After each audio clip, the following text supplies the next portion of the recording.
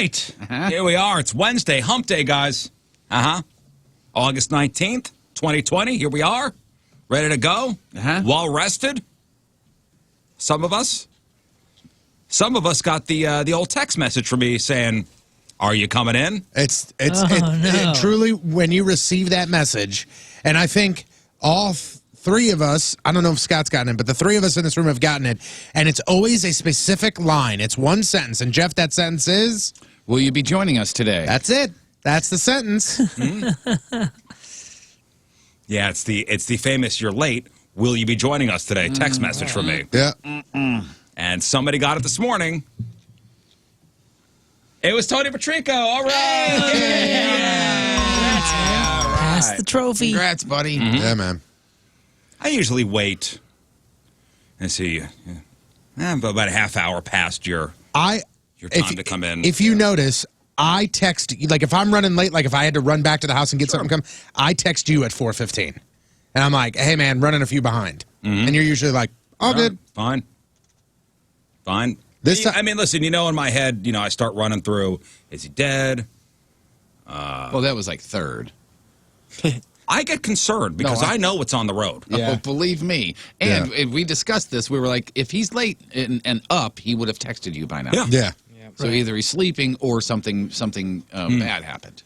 Yeah, listen, we've seen some gnarly stuff coming in. All of us. Yeah. Whether it be, deer jumping out in front of your car, whether it be wrong way drivers, whether it be truck drivers falling asleep. Yeah. Seen that?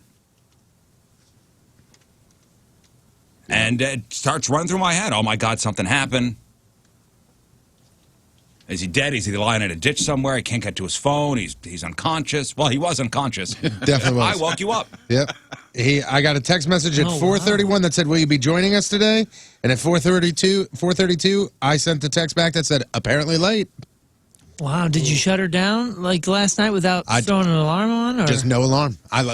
So I opened up my phone and I was like, "I can't believe my phone's malfunctioning and the alarm I didn't think we go may be off." burning the candle at both ends. Oh no, it's the two Blues games back to back. That's what it was, without question. So let's go over Patrico's schedule the last couple of days. And I got no nap yesterday. So it was you stayed up till midnight on Sunday into Monday to watch that Blues game. 1 a.m. Okay, 1 a.m. Yeah. Okay, you came in the next morning. Helping. Yeah. Well, then, listen, honesty, man. As I was waking up on Monday morning, you had just gone to bed. Okay, so then Monday, and then you got a good nap in Monday. I got about a 2 hour nap. 2 hour nap, and then late Monday night, another Blues game. Stayed up till when? 12 o'clock. 12:15 is when the game ended. Yeah. All right, then come to work on no sleep, and then you had a tattoo appointment. Were you late to that? Did you oversleep? No, I was not late to that. I left from here to go there. What'd you get done? I got this bird chess piece. Let's see it. I want to see it. Oh, you want me to? Yeah! Oh, look at that. Yeah. Yeah! You got it on some sensitive spots there, bro. Yeah. Close to your nipples. Oh, dude, it hurts. Did you shave your whole chest for that? Well, I shave my whole chest normally, so. I shaved his whole chest. Yeah, Moon did it. It was your turn. Yes. Moon did it. Thank you. I had to get the higher up stuff because Moon couldn't reach it. And that took how long?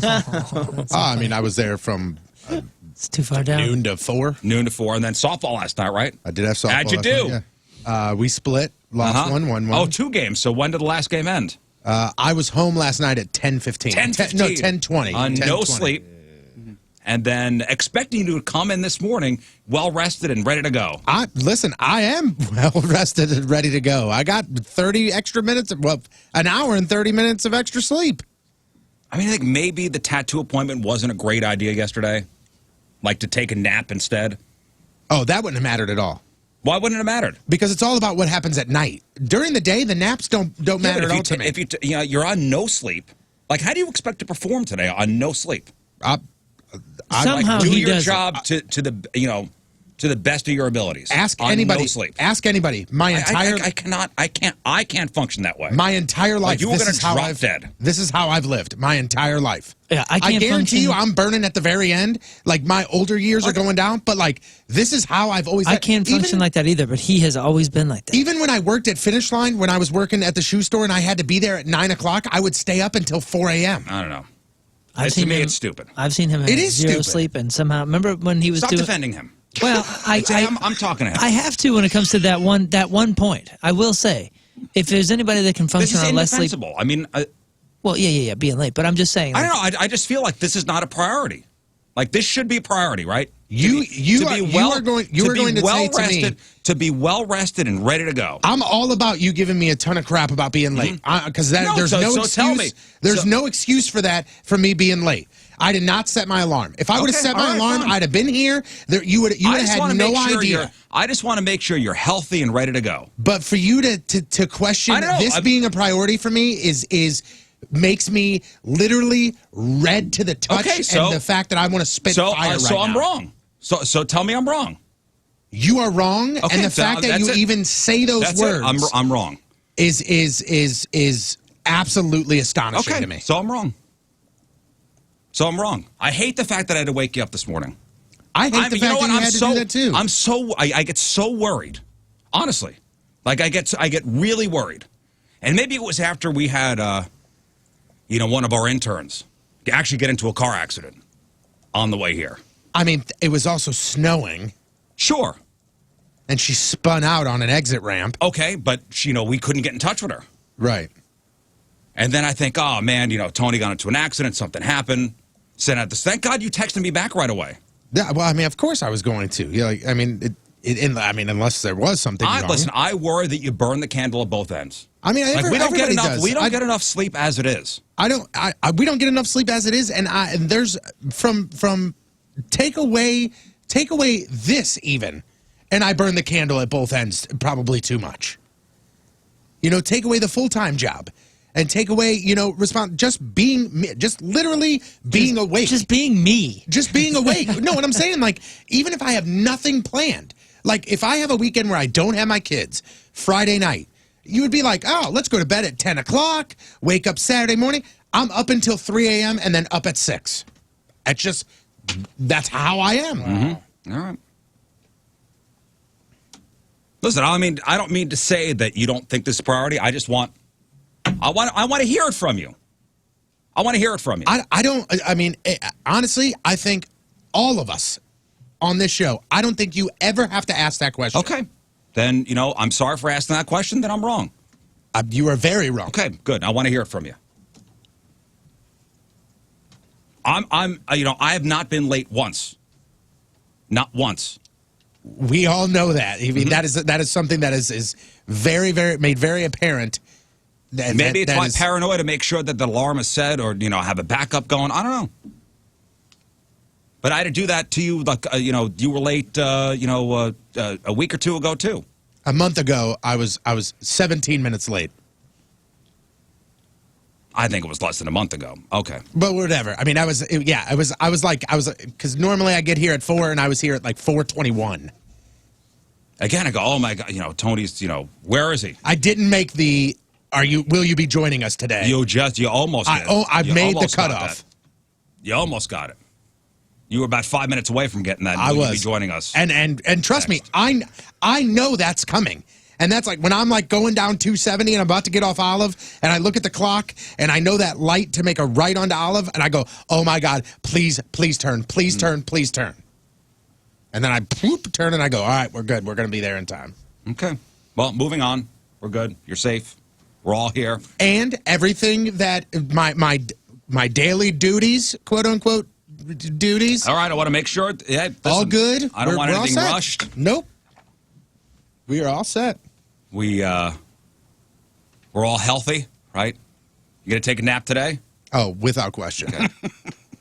Are you gonna stay up for the game tonight? You gonna stay up for the game tonight? All the way? Not the whole game, no. Absolutely not. I'll probably watch the first period and that's it. Do you see me? I'm going, say no. Whatever you're going to do, say no. And then get a room right down the street here. Leave early. I have to leave your house early. He's going to watch the game from here while he's prepping.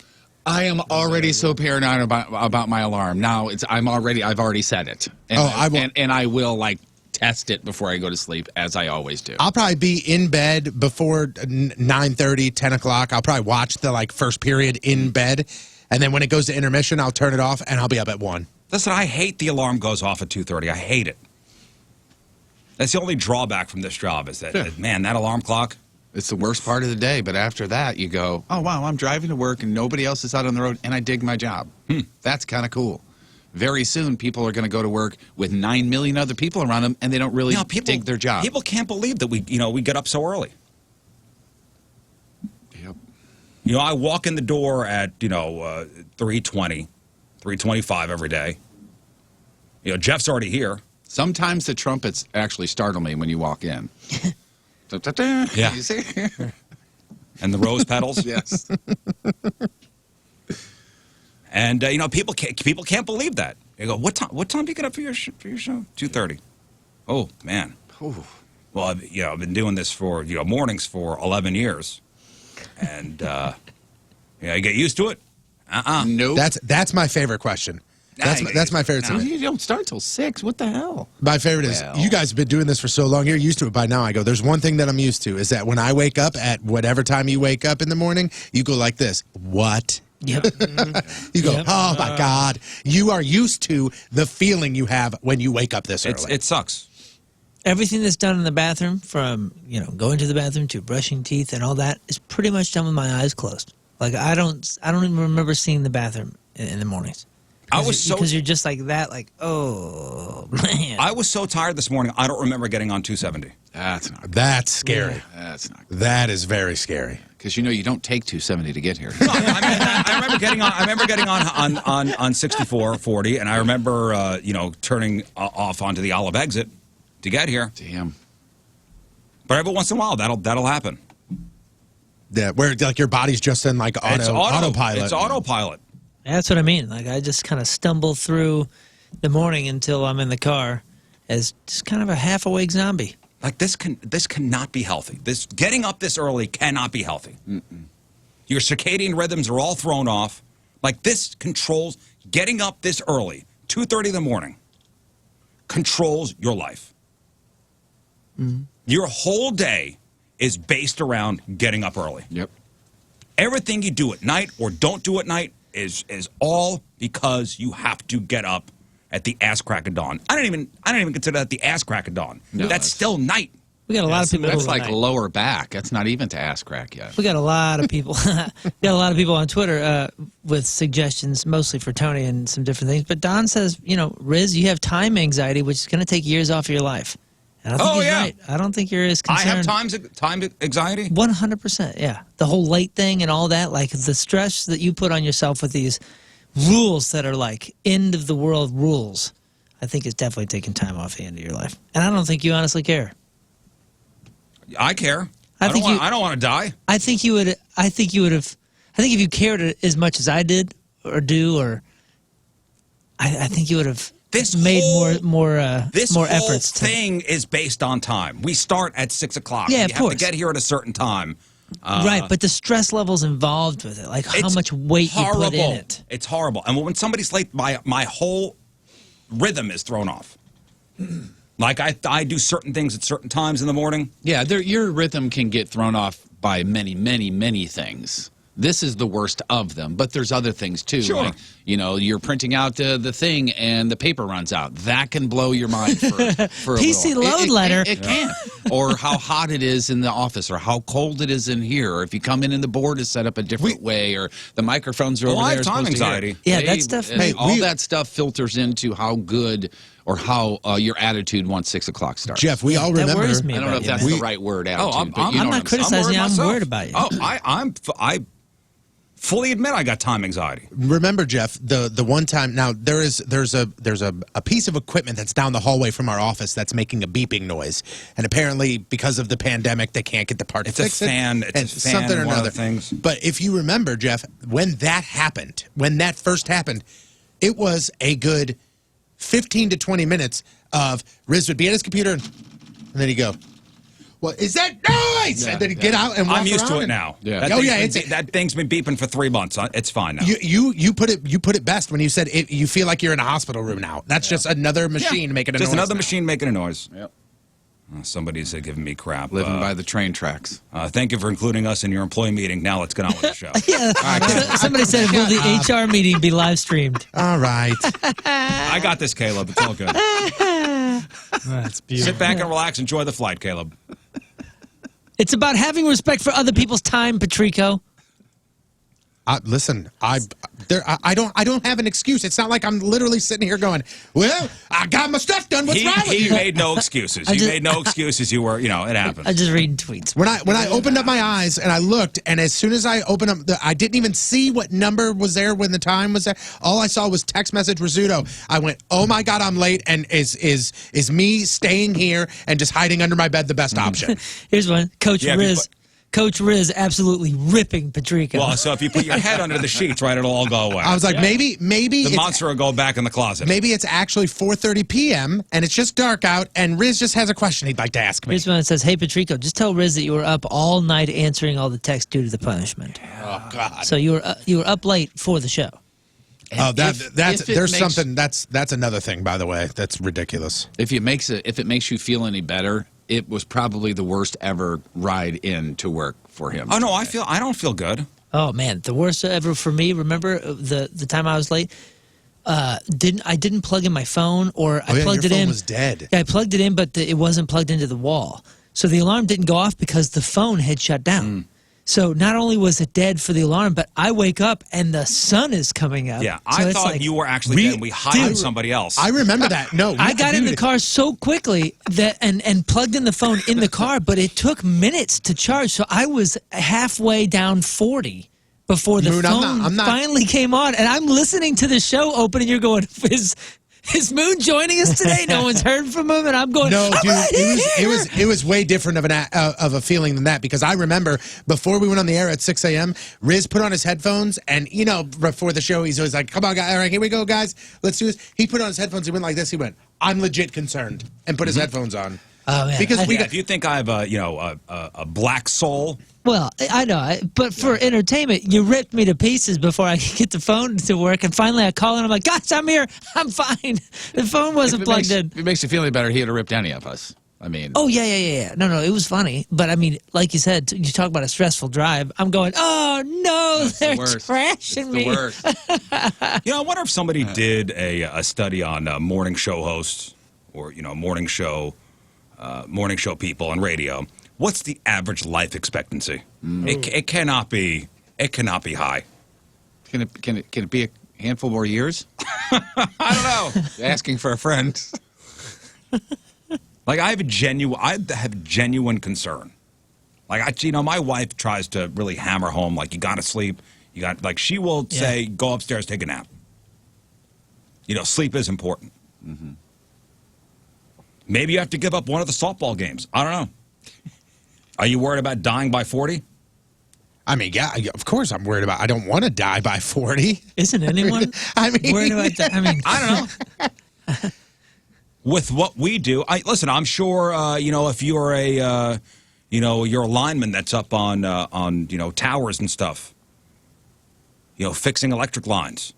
There's a concern of there's a work hazard there. If you're one of those, what's the most dangerous job? Logger. Mm-hmm. If you're a logger up in Washington State, there's a concern about living to a certain age. If you are an underwater welder, yep, pays well, but man, yeah, that's stuff that you worry about, like job hazard stuff. But what you're talking about is more comparable to like a job hazard. Well, I know, but I'm saying like those guys die on the job, and that's why it's dangerous. Who knows? I could drop dead right now. Well, I'm saying what you're really comparing it to is some of the stuff that a lot of NFL guys go through, because they say like the average lineman that plays X amount of years straight or something like that has a life expectancy of something like 58. Yeah.